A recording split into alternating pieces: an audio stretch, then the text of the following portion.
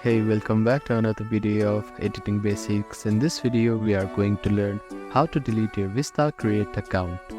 First of all, open up your preferred web browser. Now, at the address bar, type in create.vista.com and click on enter. You will be redirected to official homepage of VistaCreate.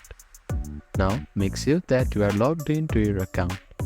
After that, click on the profile icon which is at the top right corner of your screen.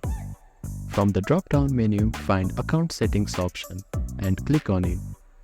Then make sure that you are selected to this account tab. Now scroll down until you find Delete Account option. Click on it. Then scroll down and check this box here. After that, click on Delete Account button. It may take up to 28 days to remove your data from all Vista websites. So that is how you can delete your account permanently in VistaCreate.